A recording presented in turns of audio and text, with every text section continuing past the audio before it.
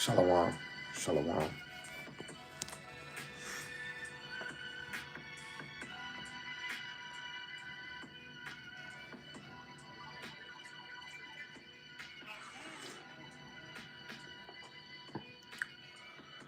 Call Allah Yahawah, Bahasham, Yahawashi, Bahasham, Rakabadash, Brakata Yahawah, Brakata Yahawashi. Double honors to the elder apostles and the elders of great millstone who rule well and teach well through the spirit. And a mighty shalom to the whole for elect that are scattered four corners of the earth in the same spirit, but when that they continue to endure and be sincere. In the same spirit, shalom to Akwathyum, that are believers of the faith and the truth, Lord willing that you continue to pursue your lot, which is being a loving and silent and virtuous wife. And Lord willing, the most have mercy on the other brothers and sisters that is not in the faith.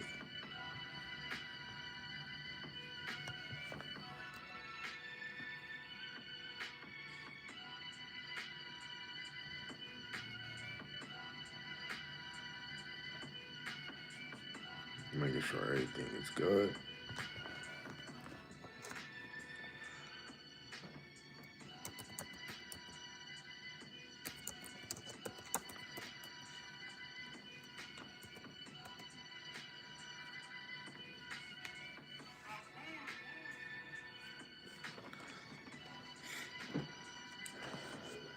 So the title of this lesson is going into Psalms, the 94th chapter. I guess I was, moved or led to this. Lord willing, this is edifying to the hopeful elect, whoever you may be. Let me make sure the books is ready.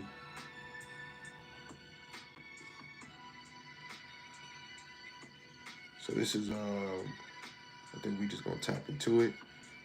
Lord willing, it don't come too long because I know the spirit be just moving. There's something that I was thinking.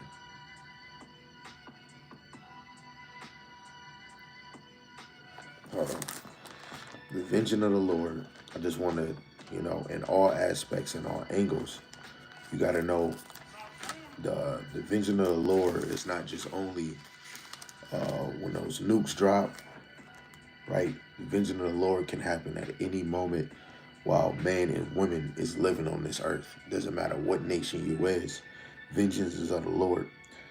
The Lord killeth, he maketh alive, right? And everything is recorded from past life to right now, right? So when you go to Sirach, Ecclesiasticus, the 39th chapter, in verse 15, is it 15? Salaki. No, verse 28. It says, there be spirits that are created for vengeance, which in fury lay on sore strokes in the time of destruction. They pour out their force and appease the wrath of him that made them. Fire and hell and famine and death, all these were created for vengeance, right? So you even have spirits that get put on dogs. This dude weeks ago got shot by his own dog. You got vengeance for, women. A woman killed her dude over biting her damn sandwich. You got kids that plotted on killing their mother, or they actually did. I don't know if I still got the little sign on my phone. They tried to kill their mother because she turned off the Wi-Fi. No, I don't got that. Maybe it is on my YouTube. Let's see. I think I posted on YouTube.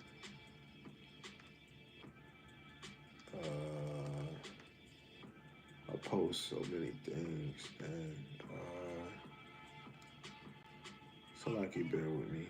Okay, we got a woman that drowned her dog in Florida airport bathroom so she could board flight after lacking pet paperwork.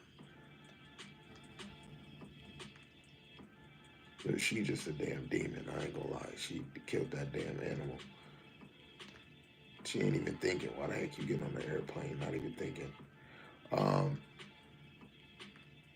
Whoever Lamar Lloyd is, even though, we don't got rest on this side, but the Lord put a spirit on this judge, Salaki, this Edomite judge, that put Lamar Lloyd in jail for 26 years. And he did the same thing that this dude named Chase, and Chase ended up getting 2 years, right? You got vengeance in many, many ways, right? The Lord can bring you low where you had money. Now, I don't want to take up too much time on looking for a video, right? So again, vengeance, it comes in fire, hail, famine, and death. All these were created for vengeance, right? Teeth of wild beasts, scorpions, serpents, and the sword, punishing the wicked to destruction. They shall rejoice in his commandment, and they shall be ready upon the earth when need is, and when their time has come, they shall not transgress his word. But in all be all, uh, the Lord created spirits for vengeance, and it comes in all different ways. However, the Lord subscribes. So everything is really from the earth vessels, animals, trees, air. Everything is obeying the Lord, regardless if it knows or if it don't know, right? The other one might come to mind. So this is Psalms 94 and verse 1. I'm reading the KJV and the NLT. So it says, O Yahawah, God to whom vengeance belongeth. O God, to whom vengeance belongeth, show thyself. In the NLT it says, O Yahawah, the God of vengeance. O God of vengeance, let your glorious justice shine forth. Right? And really through the children of Israel, I mean, now that, some of us, a few of us is truly waking up, we're seeing the glorious justice of Yahawah Bahasham Yahawashi shine, because now we're realizing that we're in our punishment, which is our captivity, which was prophesied years ago, thousands of years ago, prophesied from Moses all the way to the major and minor prophets, right? Even going into the apostles, right? Where we're living at right now in Israel, scattered four corners of the earth, was prophesied, and you're living through that prophecy, and this is just all the judgment of the Lord. So vengeance, you get to see it every day. You see women having a period, they having birth pains, right? That's all of the Lord, from all the way from the beginning of what Eve have done. And there's certain examples what women do in their lifetime, which you deserve it, because Solomon haven't seen not one righteous woman, and we ain't gonna see none until we get beamed up, right? And that's the vengeance of the Lord, man. What did he do? He brought men very low. We're supposed to be kings on the earth, right? We got to go tell our woman, hey, can I go do this? Can I go do that? We're very low. It's the vengeance of the Lord. Without even men dying, you see that the Lord touched you. Vengeance, right? Let me go look up this word vengeance real quick.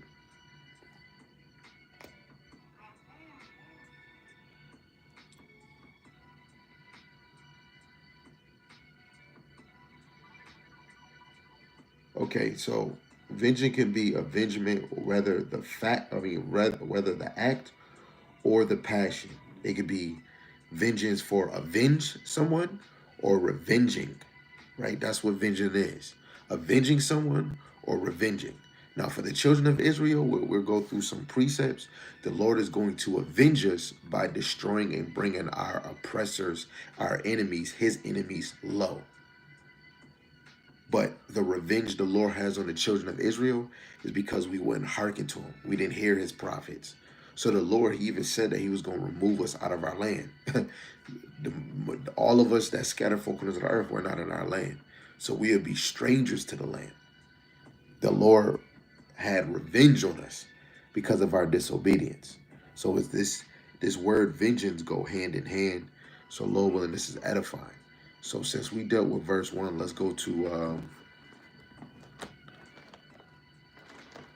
let me go to this Romans before I go to Hebrews. So this is Romans chapter 12 and verse 19. And even some of this is scary, because everybody is playing a part in this story. So this is Romans 12 and 19. It says, "Dearly beloved, avenge not yourselves, but rather give place unto wrath. For it is written, vengeance is mine, I will repay, saith Yahawashi." So none of us should really be going to the Capitol, burning it down and doing all those things, because our main focus on this side is to teach the word of Yahawashi. Now that the knowledge has increased, this is the number one focus. This is the number one job. This is the number one movement that should be in your life. And, talking to your men that is teaching, outside of teaching, living as the example of this truth, shining your light, right? And in most cases, being ready to give somebody an answer, because the Lord would press that button and somebody will just come around. Yo, I seen you. Oh man, ain't you one of those Hebrew Israelites? Right? So we're supposed to shine our light on this side, right? But vengeance is not of us until the Lord gives us the green light, like you're sitting in your car, right? Salaki.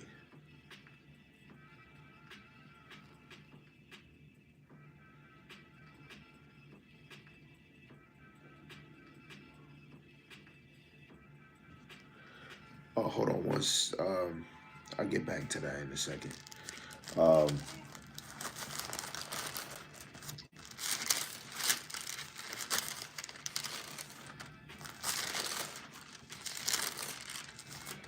this is Hebrews chapter 10 and verse 30 and 31. Salaki, 1 second, family. Okay. This is Hebrews chapter 10 and verse 30 and 31. It says, "For we know him that have said, vengeance belongeth unto me. I will recompense, saith Yahweh Shemel Shai."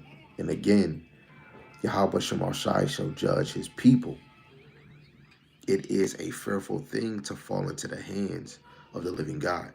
So even the Lord is going to have vengeance, which goes into the word revenging, right? He's going to even put his anger upon his people. It says, Yahweh Shemel Shai shall judge his people, right?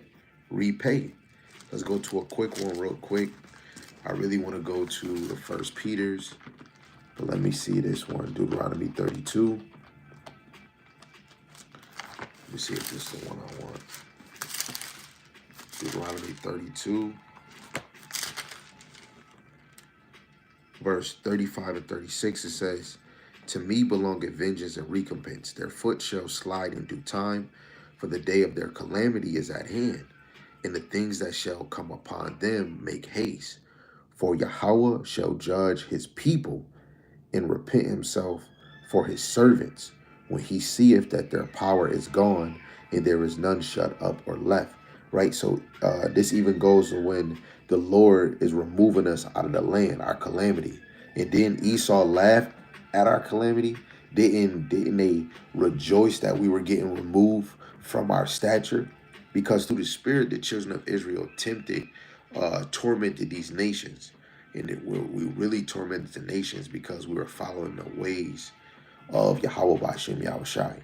Soon as we kept turning our back away from the Lord and cleaving to the other idols or the other beliefs of this world, right, we started to crumble, But it was all Yahawah Bahasham Yahawashi. So when we talk about vengeance, it's not just only for Esau, it's even for Israel too, right? All nations is gonna get touched. When Yahawashi get back, Yahawashi touching all, right? What is it? This is First Peter's.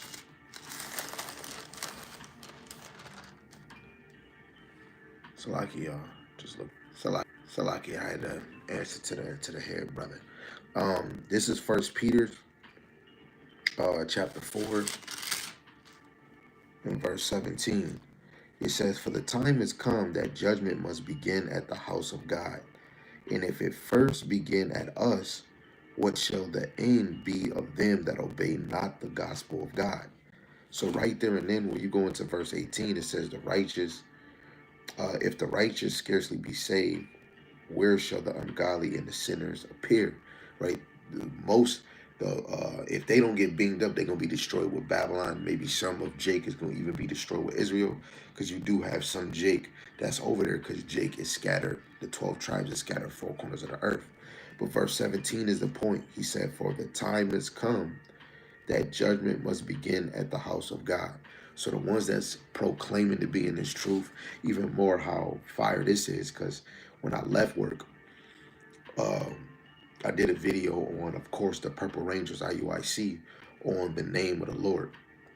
And leaving work, and somebody I don't know come up to their camp, some other dude saying, "What's the name?" And I think he's saying Yeshua, but he's getting on IUIC for still using the slave name Jesus, where they'll even teach that this name was pushed on us. Then they say it don't matter what you call him. Now, if I was a sheep, I'm not about to follow that, because that's going to be confusion. You confusing me. I might as well go back to church. You confusing me. So anyone that's claiming that they're Hebrew Israelites, we got to keep the law, Yahawashi died for us, so and so and so, they're showing themselves that they're of this truth.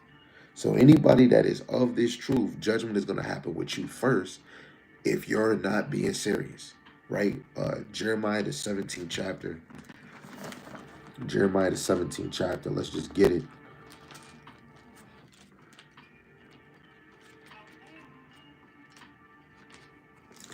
Jeremiah chapter 17 in verse 9. It says, "The heart is deceitful, deceitful above all things, and desperately wicked. Who can know it? I, Yahawah, search the heart.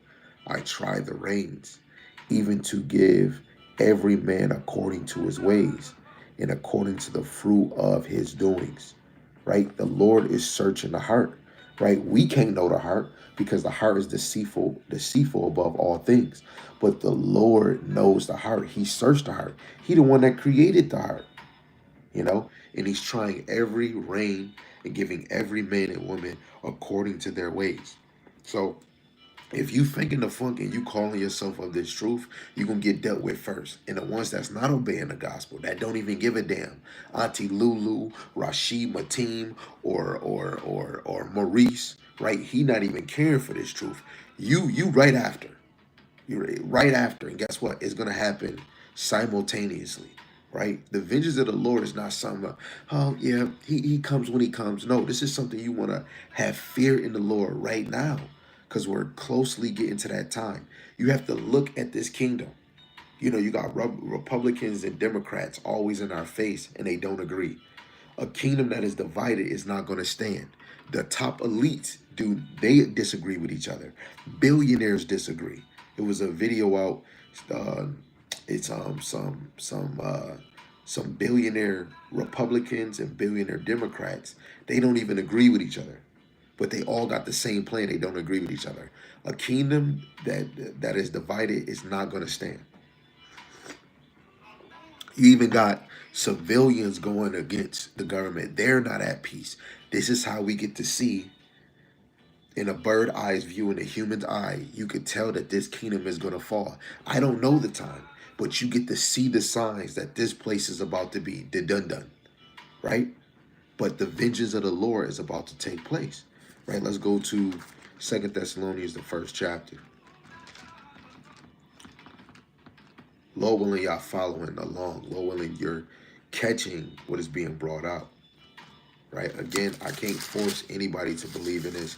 I can only go into scriptures and read it and give you the sense, right? This is 2 Thessalonians chapter 1, starting at verse 6. It said, "Seeing it is a righteous thing with God to recompense tribulation to them that trouble you." This is talking to the children of Israel. This is Paul speaking, right? And Paul is making it plain, seeing it is a righteous thing with God, with the Heavenly Father, through his Son Yahawashi, to recompense, which means to repay tribulation to them that trouble you.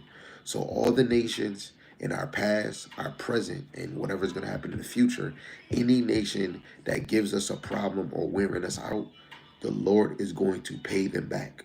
right? Revelations 18 show you, especially America, they're going to get double what they have done unto us. It says, verse 7, and to you who are troubled, rest with us, when the Lord Yahawashi shall be revealed from heaven with his mighty angels, in flaming fire, taking vengeance on them that know not God, and that obey not the gospel of our Lord Yahawashi Mashiach. And it's some that don't obey, that say that they're in the truth. It's some people that's holding the law over the whole spectrum of this word. When Yahawashi came in the scene, you gotta you gotta go hard. As hard as you're going about that law, you gotta go even hard when it comes to faith, right? Because faith should really be pushed in all camps so that everybody in all these congregations should truly believe in the name of the Lord. When you go to 2 Timothy, the 3rd chapter, the 13th verse, it says, seducers, deceivers, and deceiving the ones that actually, let's go to it. Let me not be disrespectful. This is 2 Timothy chapter 3 and verse 13. It says, evil men and seducers shall wax worse and worse, deceiving and being deceived. When you go in to the interlinear for that word seducers, is going to say imposters. So you have some, and just to fact check that, let's prove God true and every man a liar.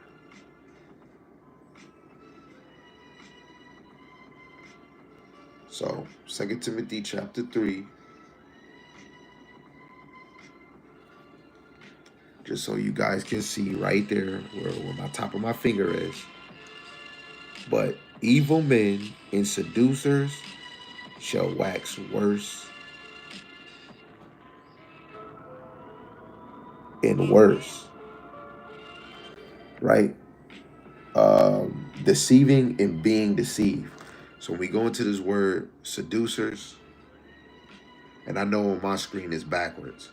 So when you go to G1114, is going to give you this word. Strong's G1114. Guys. So you got multiple ones, but the ones that stick, because it says deceiving and being deceived.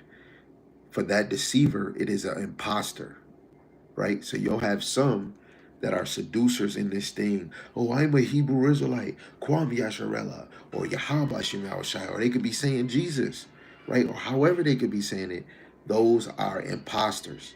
And those ones that's claiming in this thing, you're going to be touched by those nukes. Hey, if the Lord is too pissed off with you, too pissed off at you, shoot, he might take off a limb. He might make you sick. He might give you cancer. He might give you diabetes, right? And then, like, this happened to somebody where they got sick, and then now they want to start calling the name of the Lord. You can't be in this thing joking. We have to be serious. Yes, we are human. Sometimes we do slip, but we have to be serious. You know, this is the most important job on the earth, man. Especially when you're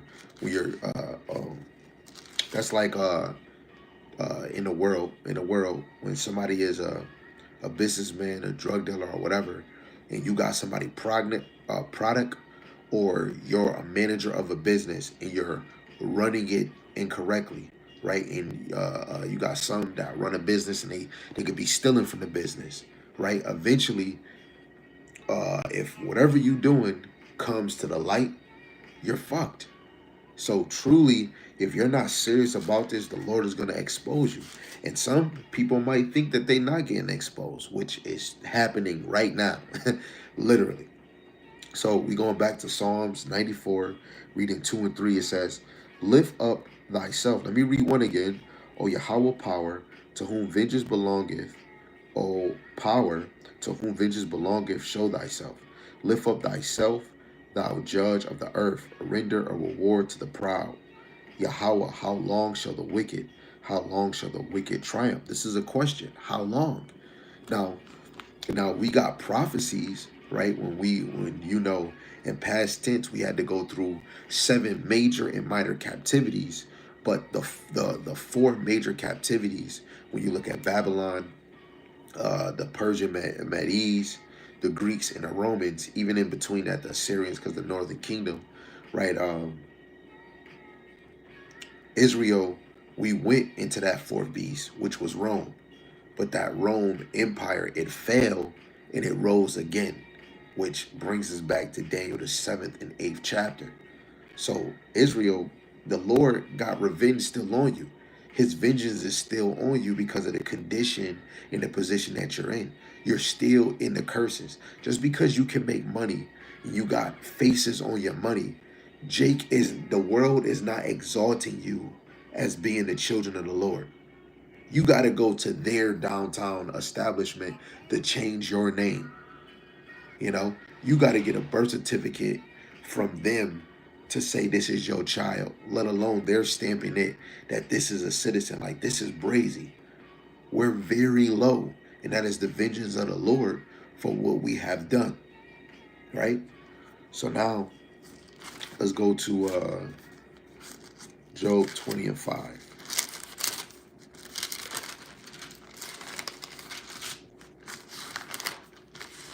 Just trying to have it line up. So this is Job 20 and 5.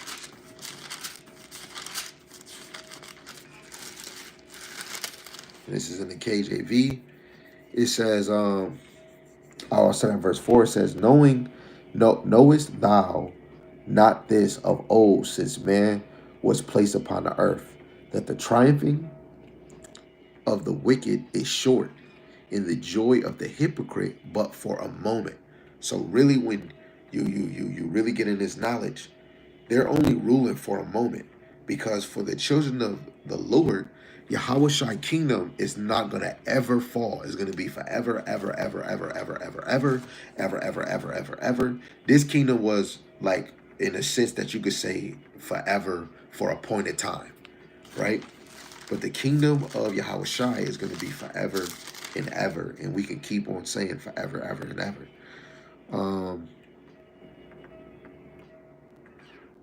I want to actually go to it.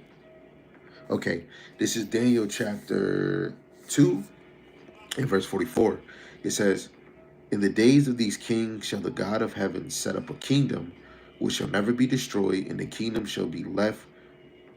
The kingdom shall not be left to other people, but it shall break in pieces and consume all these kingdoms, and it shall stand forever. This is the kingdom of Hamashiach Yahawashi.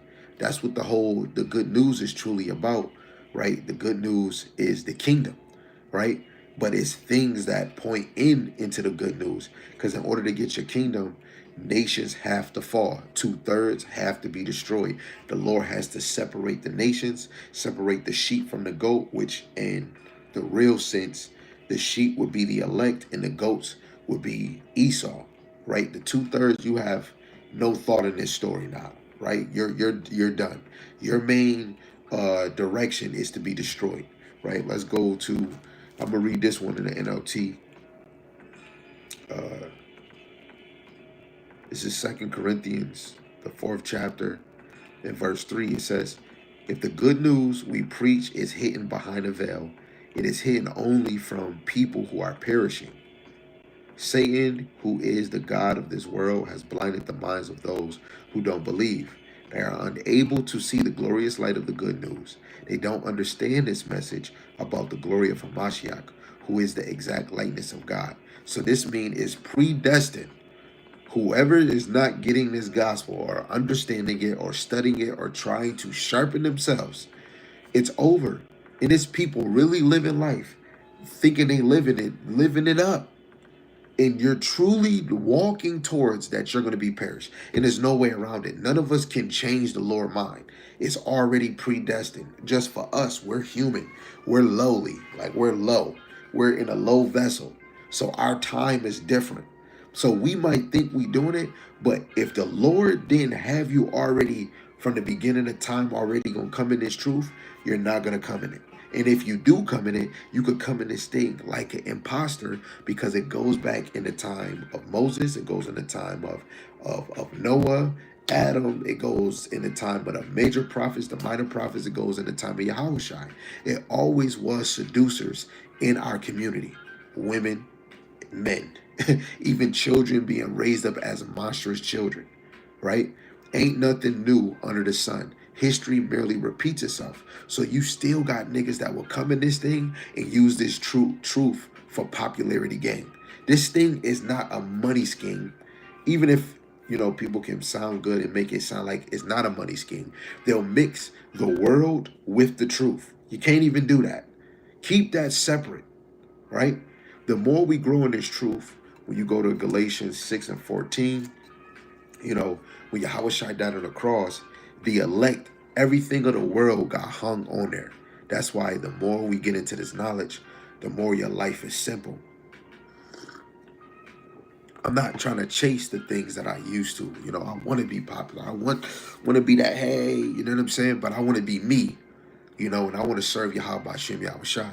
I am a man. Of course, I'm going to be attracted to women. Of course, I want women that, hey, but it's all about Yahawah, Bahasham, Yahawashi, right? Yes, work, but work is not over Yahawah, Bahasham, Yahawashi, right? I have children.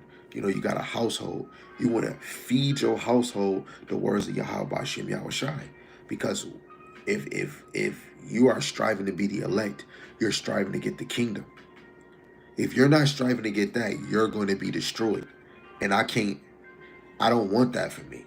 I don't want that for my family. But who am I to say I'm gonna be that guy? That's why I desire to be of the hopeful elect. But I can't just be sitting here doing nothing. The vengeance of the Lord is so real that I have to move. Right? That's like something is falling on your house. What do? You see it. You see you about to fall on your house. You about to open up that motherfucking door and get the heck out, and you gonna try to run. And this is what we trying to do. You want to run. When you know the vengeance of the Lord, you want to run to please Yahawah Bahasham Yahawashi. Right? So let's go to 2nd Ezra, the 6th chapter. Right? Other nations ain't gonna be able to hide and run away from us. Right? The 2/3 is not gonna be able to hide. They might try to blend in, but the Lord is already gonna separate us. And He doing it through the Spirit, because He can see how men and women is moving in this thing. This is 2nd Ezra, the 6th chapter, and I'm going to start at verse 7. It says, Then answered I, this is Ezra speaking to the angel, and said, What shall be the parting asunder of the times? Or when shall the end of the first and the beginning of it that followeth? So even the men of the Lord of that time understood about immortality, right? Adam and Eve was supposed to be immortal. But because of getting the knowledge of wickedness, because they had righteousness, now we all die. Right? So even Ezra understood, not saying the kingdom of these nations and that.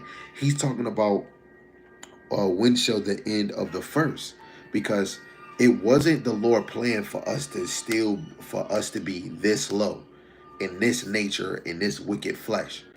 The Lord had it. He want us to get that glorious body as His Son Yahawashi, right? It is in the Lord's desire, right? Because if it wasn't, when you go to Isaiah 46 and 10, the end was declared in the beginning. So the Lord already wanted His children, really the elect, to have glorified bodies on this side, and of course the rest of Israel, right? I'm going to go back to that 2nd Ezra, but let's just get this precept real quick in Philippians, the 3rd chapter. This is Philippians chapter 3 and verse 20. It says, For our conversation is in heaven, from whence also we look for the Savior, the Lord Yahawashi Mashiach, who shall change our veiled body, that it may be fashioned like unto His glorious body, according to the working whereby He is able even to subdue all things unto Himself. So this is just the power of the Heavenly Father through His Son, that Yahawashi can subdue all things unto Himself, and He's going to mold and change the elect into His glorious bodies, starting with the men, right? The elect men are the first spirits, the first fruits out of all our whole nation, man. And that is amazing, man. That is favor and that is mercy of the Lord, that He still is dealing with the children of Israel. And that's the small example. When the men of the Lord are in the highways and byways teaching, that lets you know the Lord is dealing with Israel in this time right now.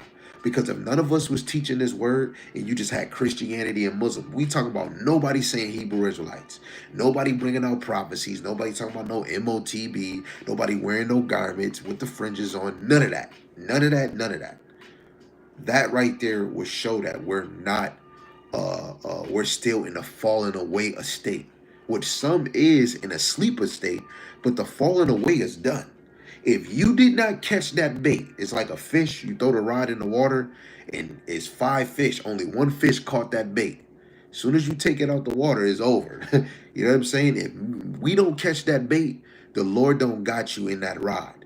I wouldn't be caught up in by the fishing pole of Yahawashi. Basically, through the Spirit, they fishing, and He already know who the elect is, right? So, again, Second Esdras, the 6th chapter, and we read verse 7. When shall the end of the first? The end of the first is talking about for the children of Israel, because Ezra is an Israelite. You know, the end of us having a mortal life, right? A mortal life that we can die and decay and keep sinning and sinning, right? And it goes with, in this flesh that we're in, all the other nations can overpower us, because when we fall into sin, we become weak. Every time when Israel kept sinning, the Lord will forsake us and abandon us. And what He said in Judges and Jeremiah, go pray to those gods and see if they can save you from your tribulation.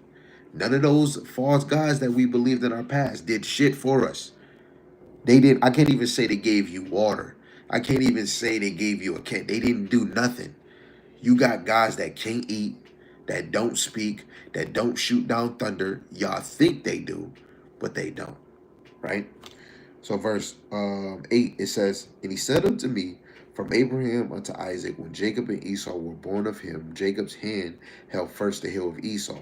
For Esau is the end of the world, and Jacob is the beginning of it that followeth. That the hand of man is betwixt the heel um, of the hand. Other question Ezra asked thou not. Right? So it's no in between. Right? Jacob and Esau is no in between.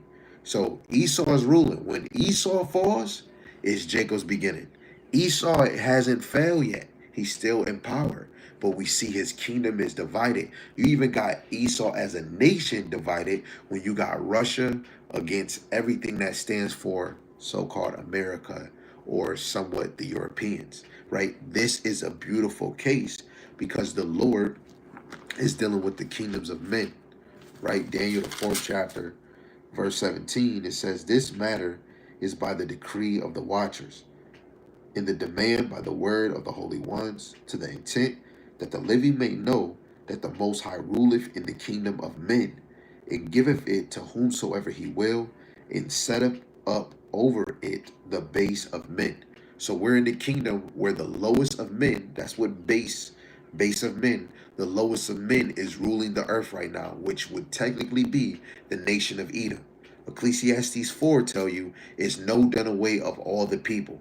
So all the nations that you read in Genesis, the 10th chapter, Chronicles, First Chronicles, the 1st chapter, all the way to 8, is no done away with all those nations, right? You got 3 type of men: the sons of the wicked, excuse my middle finger, the sons of men, what are the other nations, and the sons of God, which is the children of Israel, that chosen bloodline, right? Vengeance of the Lord is beautiful, right? Let's go to this old history. Let's go to Esther. Since we were bringing up Esau, and for the ones that don't know, Haman was a descendant of a guy, right? The one that the Amalekite that Saul was supposed to kill.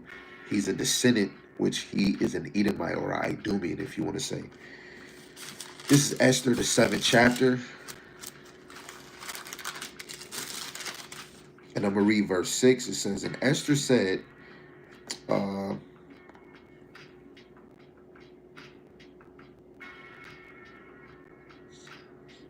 this is verse 5. It says, the king of Cyrus answered and said unto Esther, the queen, who is he and where is he? that durst presume in his heart to do so, because she was speaking about an enemy that's basically afflicting her people. Verse 6, she said, and Esther said, the adversary and enemy is this wicked Haman. Then Haman was afraid before the king and the queen. Dropping down to verse 9 so that we can get to the point, because this is all going to lead us to the precept that I want to show you, right? Because to deal what we just said, what was it, Psalms 2 and 3, we gotta always jump back just so we can always get clarity of what is being said, right? So y'all don't get lost, right? So again, Psalms 94 verse 2 and 3, lift up thyself, thou judge of the earth, render a reward to the proud. The proud is really the wicked, starting with the nation of Esau and even the children of Israel. You know, when we would say is the 2/3. It says, Yahawah, how long shall the wicked, how long shall the wicked triumph? So now we getting somewhere. Who is the borderline of wicked? We're going to get to that. So Esther chapter 7, verse 9 and 10.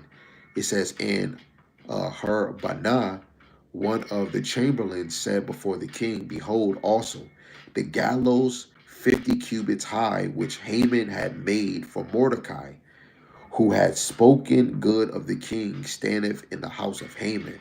Then the king said, hang him thereon. So they hang Haman on the gallows that he prepared for Mordecai. Then was the king's wrath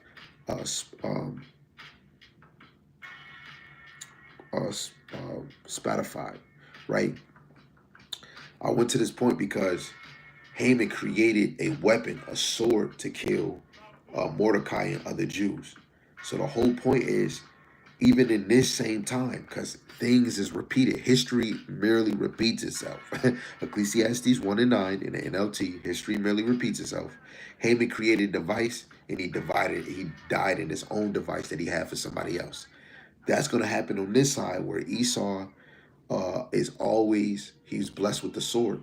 So he's going to use his gift, his blessing, to create swords to tear down nations, starting with the children of Israel.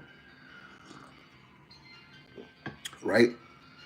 So now, let's just sum it up going towards Esau, right? Because that is the wicked that's going to triumph, right? How long is the Lord going to let them rule? We already seen it in 2nd Ezra 6, right?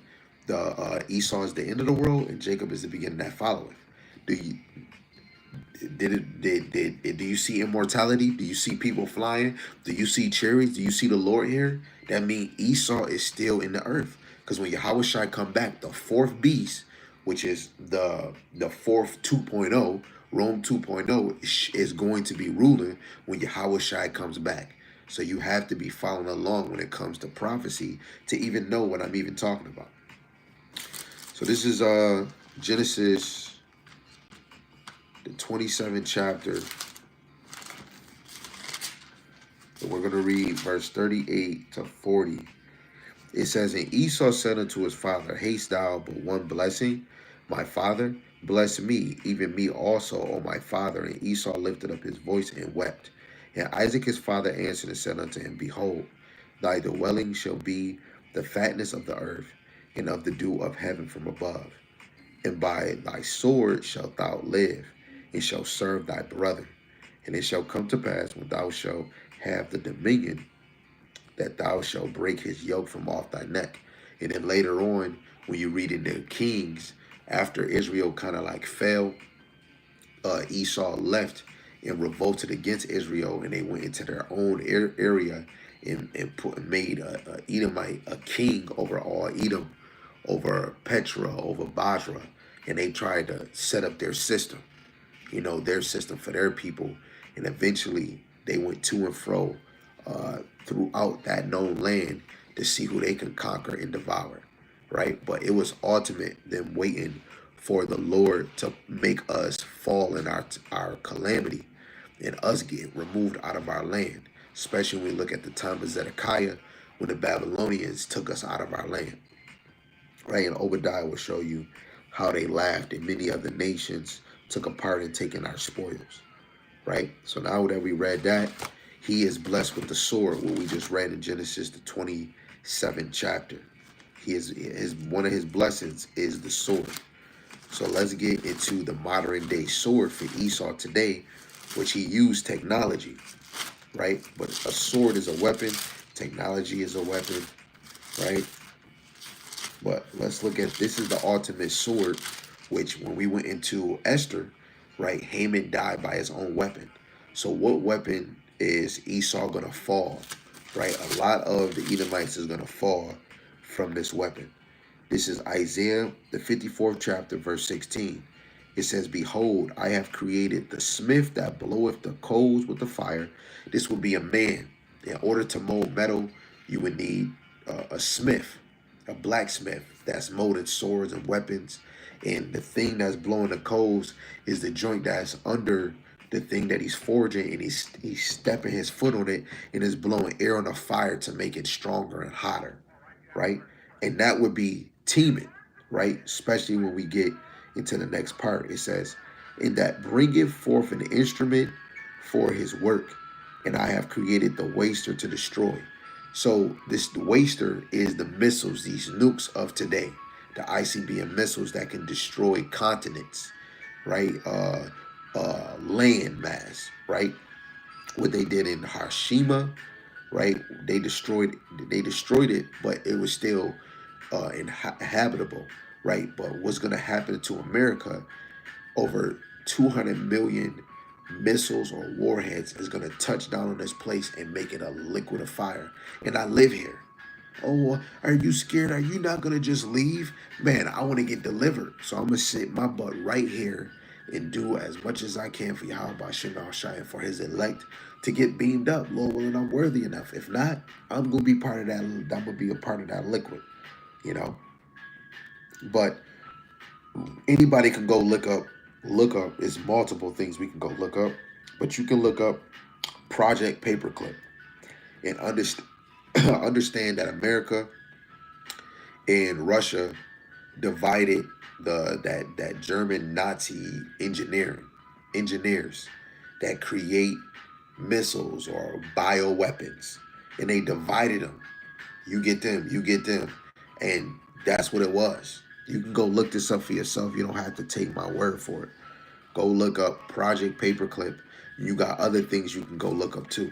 So these is missiles. The waster to destroy is only one waster on this earth that can destroy, and those are missiles, ICBM missiles. Uh, Russia got a Satan 1, Satan 2 that can get to America in 33 minutes. And you got Korea that I think they can get it in less. Putin said he could destroy half of America in 33 minutes. Revelations 18 say that daughter of Babylon, mystery Babylon, is going to be destroyed in 60 minutes. That's not talking about ancient Babylon over there, because ancient Babylon was overpowered by the Persian Medes. This Babylon is going to be destroyed by fire and nukes, right? Esau head, Esau's horn is not in Babylon dictating and oppressing Jake, because when we go into Jeremiah 3, Jeremiah 5, you'll find out that the children of Israel is in the land of the north together. And the land of the north is America, right? Let me just get that real quick because I quoted it. It's Jeremiah, the 3rd chapter, and verse 18. It says, "In those days the house of Judah shall walk with the house of Israel." Now, before we continue, now Jeremiah is prophesying of Babylon. Now, in the beginning of Babylon, the actual ancient Babylon, only the southern kingdom and even a few northern kingdom was still with the southern kingdom, because majority of the northern kingdom came over here. So only technically the southern kingdom was in the hands of the Babylonians. So how can this verse say, "In those days the house of Judah shall walk with the house of Israel, and they shall come together out of the land of the north"? So when you go into reading ancient Babylon, or even into prophecy, you will not find that the northern kingdom and the southern kingdom left Babylon. No, only the southern kingdom, when Babylon fell 70 years later on, Then the southern kingdom came out of that, and then they went right into the Persian Medes, which is even in the time of Esther and Ezra, Nehemiah, right? And then we went to the Greek captivity. Then after Greek captivity, we went to Rome. So this is talking about America, which is the land of the north. And the other north country is Russia, especially when you're lining up prophecies. So now, let's get this Ezekiel. Again, we talk about prophecies real quick. This is Ezekiel, the 38th chapter. And we're going to read verse 1 and drop down to verse 10 so you can know that we're talking about Gog, which in modern day, that would be Russia, right? And those would be Edomites. Oh, no, brother, Gog is Japhet. We know that. But Esau conquered those lands. When you go to Revelations, the 20th chapter, and you understand when Yahawashi put them in the pit, in that time when Rome fell, all of the Edomites fled into the bottomless pit. It wasn't plentiful in Europe in that time. So they were hiding in the caves when Europe didn't have economic wealth and military might and educational. They were hiding. That's where they got the name Caucasian, because of the Caucasus Mountains. You understand? So in modern time, because Esau conquered, he went to and from the earth, right? So Ezekiel 38:1, it says, the word of Yahawah came unto me, saying, Son of man, set thy face against Gog, the land of Magog, the chief prince of Meshach and Tabal, and prophesy against him. And this is what we do. We're prophesying against him. And really, this is part of the gospel. Russia is going to be the help of the end times, because they're going to press that button. Let's see. Verse 10. Thus saith Yahawah Shemal Shai power, and this is speaking about Gog. It shall also come to pass that at the same time shall things come into thy mind, and thou shalt think an evil thought. And that's when he's going to press that button, and that goes back to Genesis 27. He's blessed with the sword, and he's going to use that sword. And he's going to press that button in America. Israel, when you go to verse 17 and 18, even 19, Israel is going to be destroyed. We could say leveled, but destroyed. It is going to be rebuilt. America is going to be leveled and become a liquid of fire, like literal liquid of fire, you know. So simultaneously, Israel and America. And even at that same time, when those nukes are let loose, Yahawashi is going to come, because the elect are going to get scarcely saved. And that is the best time for him to come, when the nukes are in the air and about to touch faster than you can pass gas, right? And Yahawashi is going to come, 1 Peter chapter 4, verse 18, and he's going to scarcely save, which is going to seem difficult. It's going to seem like, I'm not the elect. Maybe I'm not the elect, but the elect is going to know in that day. The chosen is going to know that they are the elect in that time, especially what the Lord is going to be doing for them in the time of the MOTB and Jacob's trouble. The vengeance of the Lord is real, right? This is something serious. Every day, right now, I just left work, and I'm doing. That is vengeance of the Lord. I gotta work for my oppressors. I gotta work to make a living in my dang house. Let alone I gotta, I'm not even work to make a living. I'm working just only to provide. Then for me, I still gotta be boxed in as a man. I don't got leg room, but then some of his men gotta, hey, Lave, I gotta go do here. Yo, love, I'm about to go here. Hey, I gotta go here. I gotta go tell somebody what I'm about to go do, what I want to go do. That I can't even be a man. You know, this is vengeance of the Lord. He brought us low. Some of us, yes, we can do this and do that, but still we are brought low as a people, and this is vengeance of the Lord. And some vengeance is worse than others, where some of us get sickness, diseases, some of us get paralyzed, some of us can't even walk, right? That is all vengeance of the Lord, right? So, Lord willing, that part was edifying. Let's get another one, because that's the sword. Let's get another prophecy precept just to identify Esau, who is that mass wicked killer, or whatever you want to call him. This Revelations, the 6th chapter and verse 4. I'll start at verse 3. It says, and when he had opened the second seal, I heard the second beast say, come and see. And there went out another horse that was red, and power was given to him that sat thereon to take peace from the earth. And in that they should kill one another, and there was given unto him a great sword. So the red is symbolic to Revelation, the 12th chapter, when it talks about a red dragon. The red dragon is symbolic to Rome, because Revelations 12 is talking about Herod. And the red is identified to Rome, the Roman Empire. And Herod was that tail that was afflicting the Judah, Benjamin, and Levi, because he was ruling in Judea, right? And that red even goes back to Genesis, the 25th chapter, because when Esau came out, he was red like a hairy garment. It's just his body was red, like it was a hairy garment, but he was red all over. Yes, a lot of our kids are red when they come out, but, really Judah, actually all the 12 tribes, some kids start to get pigment. That red start to go away. Esau really is just in that bad red, but you have to understand that time. And the Lord depict people by beasts, animals, even by this color. This is only one nation in the scriptures that is directed towards red, let alone when you go to Revelations 12. Revelations 12, and it says it, verse 3, it says, and there appeared another wonder in heaven, and behold, a great red dragon, having 7 heads and 10 horns and 7 crowns upon his head. That is talking about Rome with the EU or NATO, that you want to say, right? It said 7 heads, which goes into Rome, Greek, Britain, the Spanish, Germany Major, Germany Minor, and the French, right? That's the 7 heads and the 10 horns, which we would say is the same as when we say NATO and the EU, right? So that red dragon is just going back to ancient Rome, right? And that's to let you to identify when you go to Julius Caesar or Caesar Augustus or a Pentapater.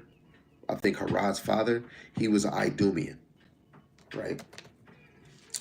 So going back to Revelation 6 and 4, at the end it said that they should kill one another, and there was given unto him a great sword. That goes back to Genesis, the 27th chapter, in verse 38 to 40, where Esau was blessed with the sword. There's only one nation that was truly blessed with the sword, which is a weapon.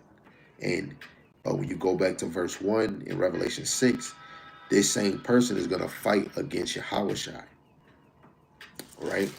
And that's literally talking about this time we're in, right? So now let's go to Psalms 94 again.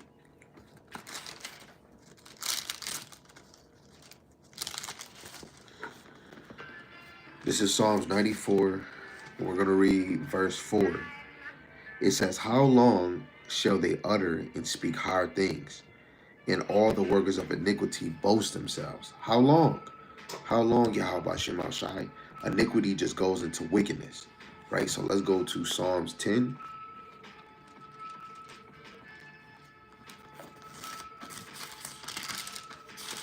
This is Psalms chapter 10, verse 2 to 7. It says, the wicked in his pride doeth persecute the poor. Let them be taken in the devices that they have imagined. And we just read that in Haman. We just read about the waster. So even majority of the Edomites are going to be destroyed. But some of the elites that the Lord is preserving, they're going to be hiding in their bunkers. Like you see in Isaiah 2. They're going to be hiding in holes or in mountains.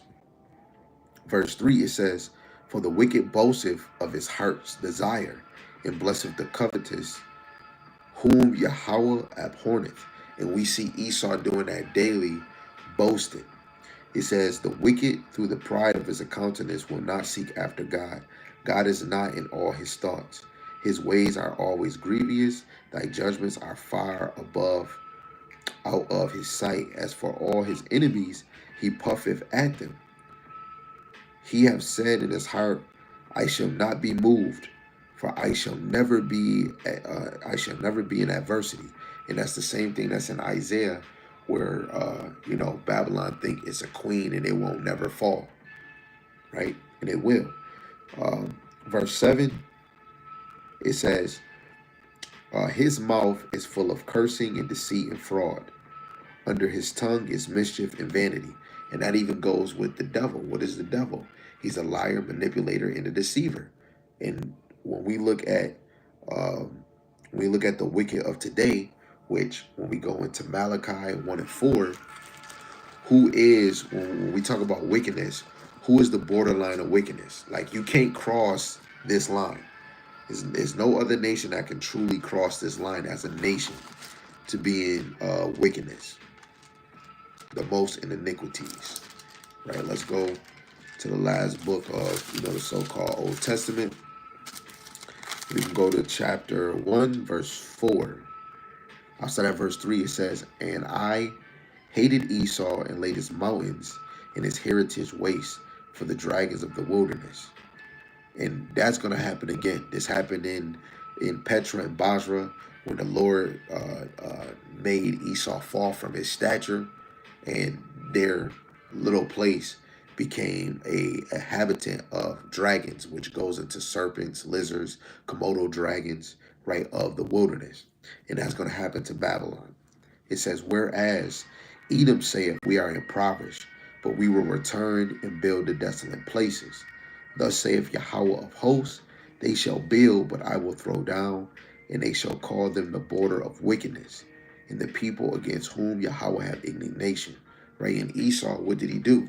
When he got back in power, he built all the desolate places throughout the earth, Canada, America, so on and so on, and rebuilt it, making himself thinking like he's that guy. And the Lord said, he's going to bring it all down.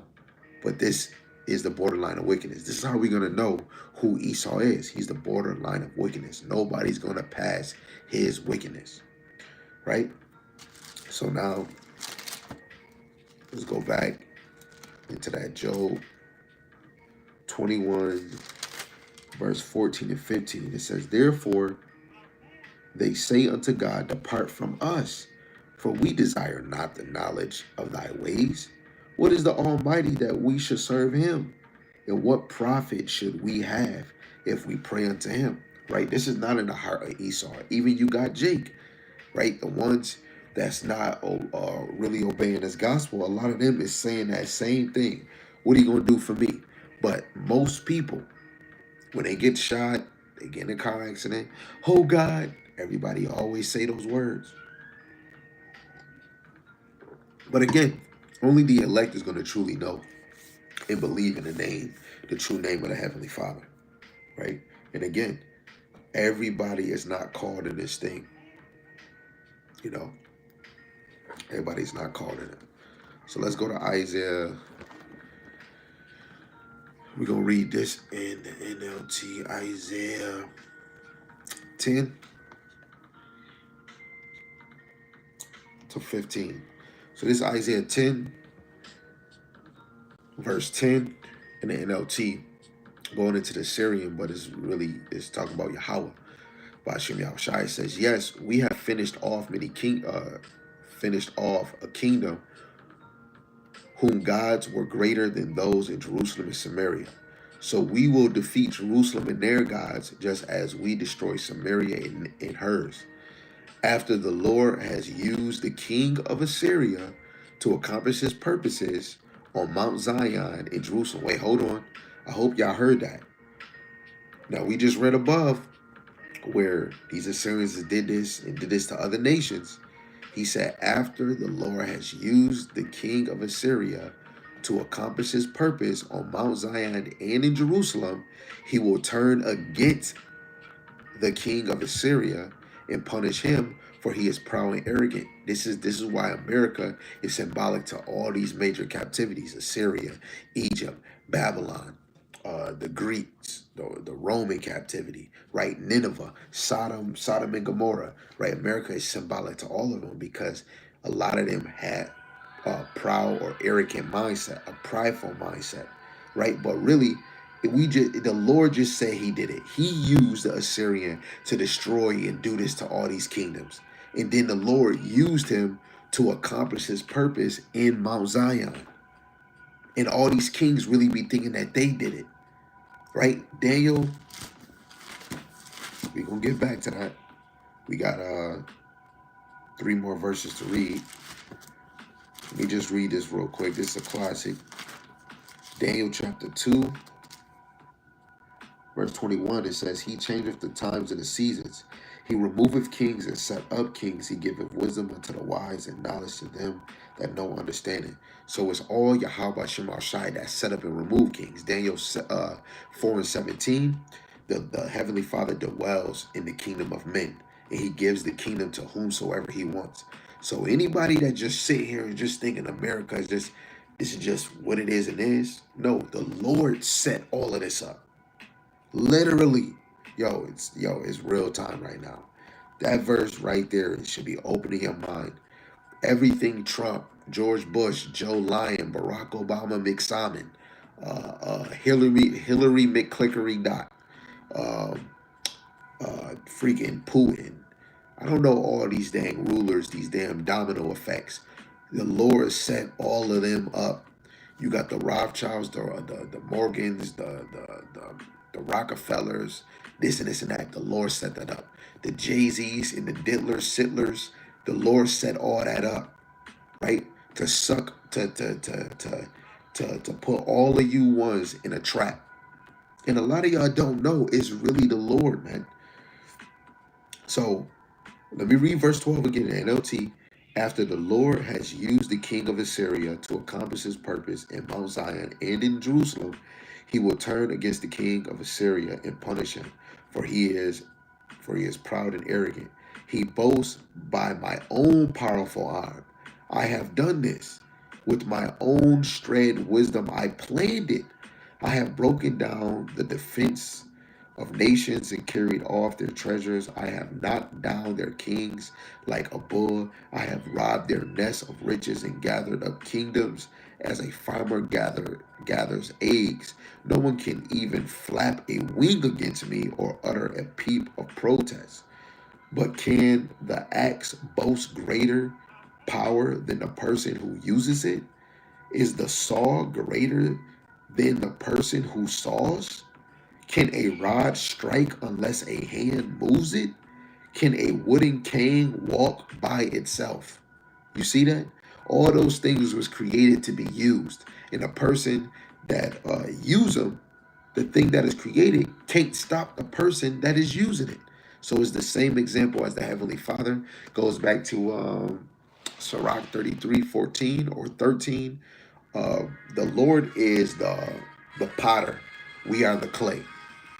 Everything in His creation is the clay, technically. The tree. Everything He created is the clay.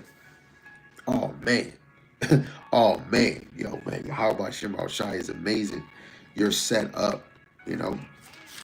There's no way around it, man. There's no way around it, man. No free will. This is Daniel chapter 7, verse 8. It says, I considered the horns, and behold, there came up among them another little horn. This is prophesying about America, and it's not here yet. That little horn is America. What does horn mean?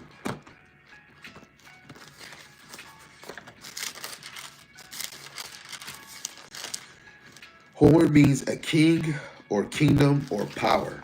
America is a kingdom, and it is a power, right? It's not totally just ran by a king.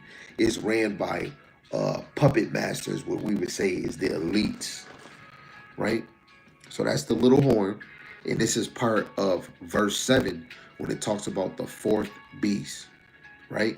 It says, before whom there were 3 of the first horns plucked up by the root. This is future prophesying about 3 horns that was plucked up.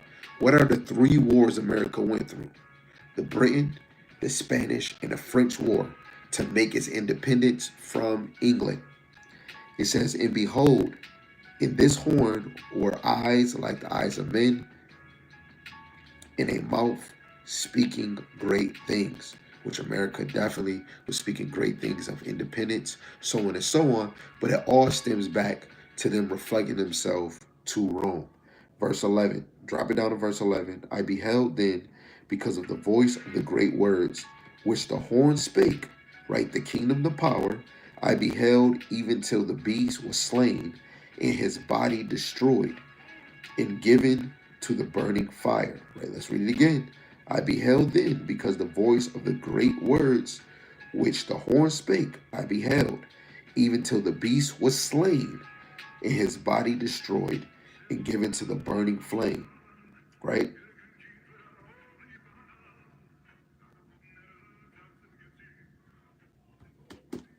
Don't want to spoil that.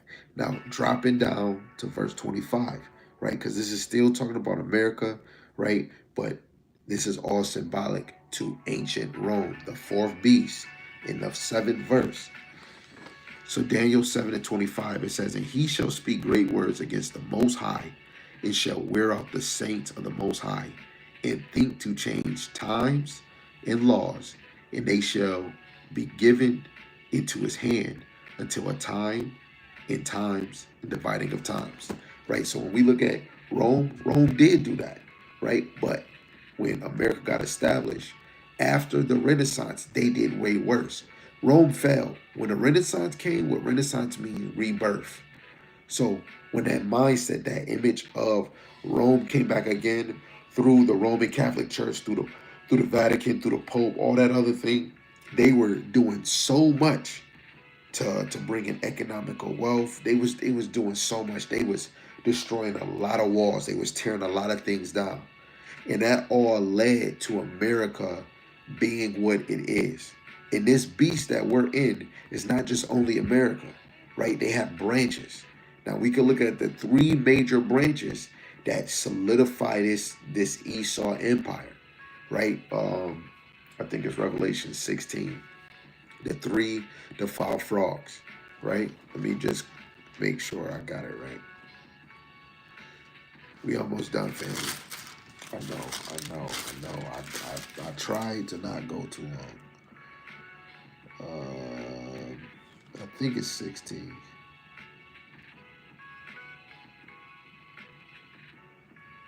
If it's not 16, it's probably 6.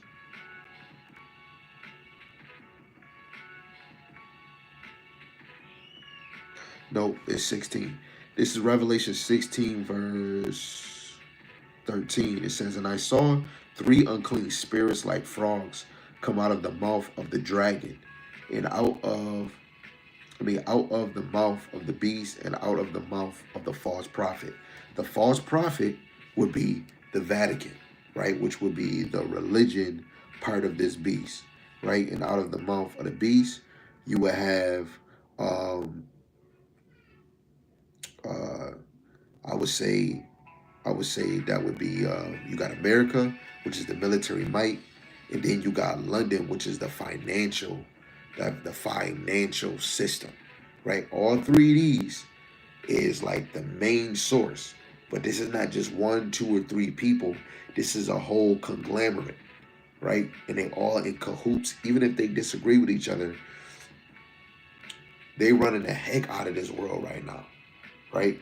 And again, it's not just only America, right? Yes, you have those 3 frogs, but they have even allies when we go back into the NATO and the EU that's connected to America, right? Israel, America is connected to them.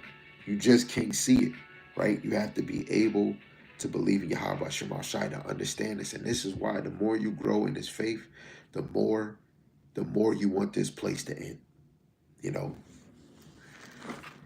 So now let's go to Revelation, the 13th chapter. We're going to read 5 and 6. It says, and there was given unto him a mouth speaking great things and blasphemies, and power was given unto him to continue 42 months. And he opened his mouth and blasphemed against God, to blaspheme his name, his tabernacle, and them that dwell in the earth. This is going into Rome, right? Verse 1 to 10 in Revelation 13 is dealing with ancient Rome, right? And they did blaspheme the name. And then even when the Renaissance came and they started pushing that J, that damn earth pig name, Jesus, right? That even polluted the ministry too. But it was a falling away, like in the time of the establishment of the Vatican being built, because even before when John the Revelator fell, eventually the truth started to fade away with it. And then new doctrines came into play, and we were in a falling away for 350 years. So we didn't have this truth. So the weaker we are, it's easier for them to pollute us, whatever they got, right? So just to even go more on that, when you drop down to verse 11 to 14, this shows you that America did the same thing. They established themselves. And this is all vengeance of the Lord. We're in the hands of these mother suckers, man. I don't care if you go to Cancun. There's no way around it, right? This new system that they're going to be pushing is going to be everywhere. This is the vengeance of the Lord. And only the elect are going to overcome this. This is what we got to overcome. We literally got to overcome them, right? And it's going to get even worse, especially when they're persecuting the ministry. And this is vengeance of the Lord. 2/3 ain't going to make it, but the elect is going to endure it. We already seen examples of the men of the Lord and even the women enduring that persecution. This is the end time, so now we got to do the same as them.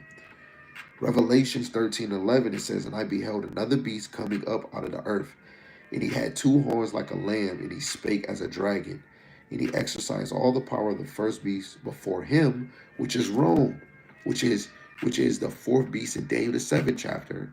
America, which came after, is the little horn in the 8th verse, right? "And I beheld another beast coming out of the earth, and he had two horns like a lamb, and he spake as a dragon, and he exercised the power of the first beast." When they talk about that Republican mindset, that's that same power, and really the power with that sword, because that's their power, right? "The first beast before him, and causeth the earth and them which dwell therein to worship the first beast, which is Rome," the mindset, right? The ideology, the philosophy, what goes back into the Roman Catholic Church, right? "Whose deadly wound was healed," because Rome was wounded and they fell, right? When the Renaissance came, that means that it was a rebirth, right? A rebirth from what? Because they fell. "And he doeth great wonders, so that he maketh fire come down from heaven on the earth in the sight of men." We already read that, Isaiah 54:16. We seen Haman make a device. He made a device where he's able to make nukes come from the earth, go all the way into the sky, and drop down and destroy landmass. Again, "he doeth great wonders, so that he make fire come down from heaven on the earth in the sight of men." Right? Back then, they used to make fire come to go in the sky, make a ball, put oil or lighter fluid, or however they was using gasoline, and then I forgot how do you call it? Press a button or move the rope, and the thing will fling and just tear down buildings. Esau got so advanced that they could just press a button, and this joint can shoot from continent to continent. 14, "And deceiveth them that dwell on the earth by the means of those miracles," which that even goes into their technology. What is it called? Project Bluebeam. Freaking with these robot stuff, right? It says, "Which he had power to do in the sight of the beast, saying to them that dwell on the earth, that they should make an image to the beast, which had the wound by a sword and did live," right? This is Rome. What is their new image? Is going to be the new world order, right? So I'm about to slide. We're about to slide out of here. Let's go back to Psalms 94, because that's the point of this lesson. So Psalms 94, verse 5. "They break in pieces thy people, O Yahawah, and afflict thy inheritance," right? That's what they do. They're breaking us down, right? Let's go to Psalms 44, verse 22. This is Psalms 44, verse 22. Verse 21, it says, shall not God search this out? For he knoweth the secrets of the heart. Yeah, for thy sake are we killed all the day long. We are counted as sheep for the slaughter. Yes, we are, because of our sins. Look what the Lord gave us into lawless men, a lawless nation, right? The three holy children, right? In Apocrypha, the prayer of Azariah. It's only one chapter, verse 9. It says, and thou didst deliver us into the hand of lawless enemies, most hateful forsaker of God, into an unjust king, the most wicked in all the world. So you got to know directly, even though this is in the time of when they're in the furnace, right? When Nebuchadnezzar put them in that fiery furnace, but who is the most wicked? The one that is the borderline of wickedness. So this is going, yes, in the time of Nebuchadnezzar, but really when we're reading in the sense of right now, who is the border of wickedness? Who's the most wicked? Because we got to look at all captivities. Israel was sold. Israel was given to many nations that was lawless. Nebuchadnezzar wasn't following the laws, doing this, or Belshazzar and his son, right? Antiochus Epiphanes in the Greek captivity, or the 12 feathers, the 12 Caesars. They wasn't following the laws of the Lord, right? So Esau is the lawless enemy, man. It's many nations that's lawless because they don't got the law. But Esau is the most wicked because he's the borderline of wickedness, right? This man don't care how he afflicted us, right? When you go to Deuteronomy 28, it says they don't even disregard the person of old or young.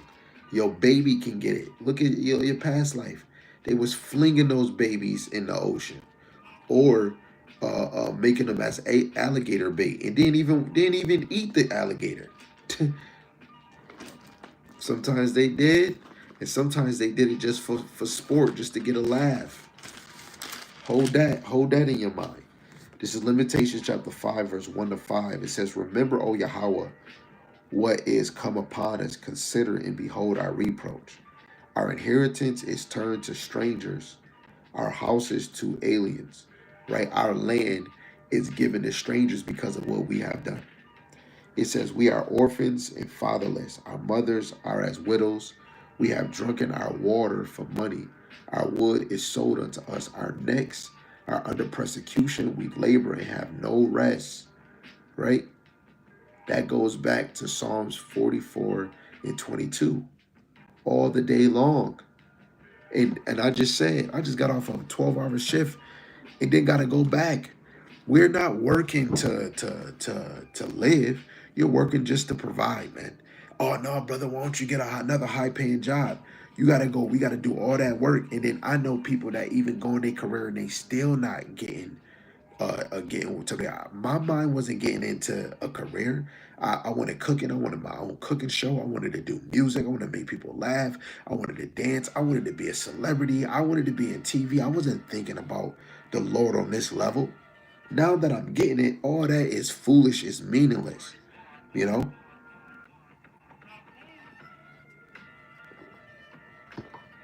It's about just providing, living a simple life.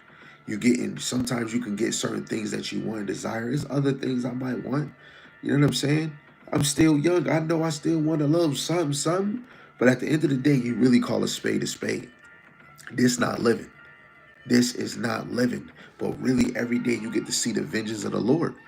The Lord puts you in this situation. This is not living. We're still suffering. I don't care what car I have, what car you got. This is not living. This is vengeance of the Lord. You're not living in your homeland. You're living in a land that you were brought to. The Northern Kingdom, the Lord moved you over here. Yeah, I brought myself. You think so? Man's going to the Lord. You Northern Kingdom, you came over here because the Lord moved your ass over here just to fulfill his prophecy. That just shows you were only here to fit the prophecy, especially in Jeremiah 3 and 18. The southern and northern kingdom was going to be in that northern kingdom together, and they're going to be delivered out of it. You were only here to fulfill this prophecy that we're in right now, right? Truly, all this is straight B-O-B-O, right? I'm gonna drop down to verse 7 and 8. It says, "Our fathers have sinned and are not. We have borne their iniquities, their wickedness. Servants have ruled over us. There is none that doeth deliver us out of their hand." Right? And usually when Jake, when you go into the law, a Jake can buy us out. No Jake bought us out of this. No Jake is bringing their money. Oh, we need to come together. First, put your money together and buy us all out. If it's not in the Lord's will, y'all ain't doing nothing. People talking about a business. Why won't y'all talk about a bank? I'm not saying go do that. But you talking about a business. Go make your own Federal Reserve. You talking about a business. Go make your own government where you can have Democrats and Republicans. Niggas is talking about a business. But y'all just want to accept, you know what? Let's just let Esau rule. But a lot of y'all just think this is just the land of the free. How is it the land of the free and you have 44,000 laws in the United States? Somebody got to be ruling. Make it make sense. Coming out, they don't even tell you, hey, you got to pay for this. I'm taking this out your check. They just take it out your check. You getting taxed. This is not the land of the free. Then the more money you make is a tax bracket. When you doing credit, it's just another form of debt. Right? Mortgage. You pay a mortgage. I forgot what they call that word. But this is we closing with this. This is Psalms chapter 94 verse 6. It says, "They slay the widow and the strangers and murder the fatherless. Yet they say Yahawah shall not see, neither shall the God of Jacob regard it." Right? And this is what the wicked really thinks. "Understand, ye brutish, ye stupid among the people, ye fools, when will ye be wise? He that planteth the ear, shall he not hear?" Right? The Lord is the one that created the ear. You think he can't hear you? He gave you ears, and you don't think he can hear. The Lord created eyes. You don't think that he can see? Not hear. He that formed the eyes, shall he not see? He that chastiseth the heathen, shall not he correct? He that teacheth man knowledge, shall not he know? Yahawah knoweth the thoughts of man, that they are vanity, they are meaningless. Right? The Lord is searching the heart, trying the reins and giving every man according to his ways. Blessed is the man whom thou chastenest, O Yahawah, chastise, O Yahawah, and teaches him out of thy law. So when you go to Hebrews, I think it's the 12th chapter, he chastised those that he loved. Amos 3, 1 and 2, you know, the nation of Israel is the only family that the Heavenly Father know on a personal level. He took us out of Egypt. He persecuted us for the things that we have done. What's another one? I think Joel 2:27. He's in the midst of Israel and none else. Right? And it said, "And teacheth him out of thy law." You go to Psalms 147, verse 19 and 20. He teach Jacob and Israel the law and the judgments. Actually, let me just go to it, Salaki. Let me not butcher it. You don't want to butcher it. This is Psalms 47, verse 19 and 20. "He showeth his words unto Jacob, and his statutes and his judgment unto Israel. He have not dealt so with any nation, and as for his judgment, they have not known them. Praise ye Yahawah." And when you go to Second Ezra, the 3rd chapter, 34 and 35, it tells you the Heavenly Father's name is only found in Israel, and only Israel kept thy precepts. No other nations he's seen was keeping a precept. You go into that word precept, it means law. So no other nation kept the law because the law was only given to the children of Israel. So when we went back to Psalms 94, which is a beautiful chapter, we didn't even finish it all, but we finished it. It says, "Blessed is the man whom thou chastiseth, O Yahawah, and teacheth him out of thy law." The Lord was chastising us. So now that we understand we're in a place of our punishment, we got to go hard to serve the Lord, because it's only it's two ways you leaving in this. is either you being destroyed with Babylon or you getting beamed up. Flip a coin. You choose heads or tails. And I'm telling you, tails is you being destroyed. Because when you get a whooping, they whooping that tail. You want the head because that's where that crown is going. Ooh, that was fire. That was fire. You see that flip a coin? The tail, when your mom puts you over that lap, she whooping that butt. That's that tail. And head is you getting that crown. Second Ezra chapter 2, verse 40 down to 46. They're going to have a crown on their head. Revelations chapter 3, verse 11. Don't let nobody take your crown, not even yourself. The vengeance of the Lord is real. The vengeance of the Lord is real. You should be prepared. Don't fear what man can do unto you, but fear he that can kill both soul and flesh, soul and body. You can't get away with that, man. You can't get away. And I think I even wrote a new precept, for my little arsenal. Salaki. Let me see. Is it here? Nope, that's not it. I thought I had it, but I didn't. But Lord willing, this is edifying, man. Beautiful, beautiful. Lord willing, it motivated you. Lord willing, you could think about it. The vengeance of the Lord is not something you just brush off. Even if I get done with this lesson, it's still going to be there.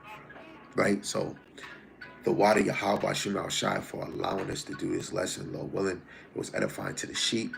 Again, Bracket the Yahawah, Bracket the Yahawashi, called Law Yahawah, Bahasham Yahawashi, Bahasham Rakakwadash. Double honors to the elder apostles and the elders of great millstone who rule well and teach well. Almighty Shalom to the hopeful elect that are scattered four corners of the earth, teaching this word and believing this word in the same spirit, Lord willing, that y'all all continue to endure and be sincere.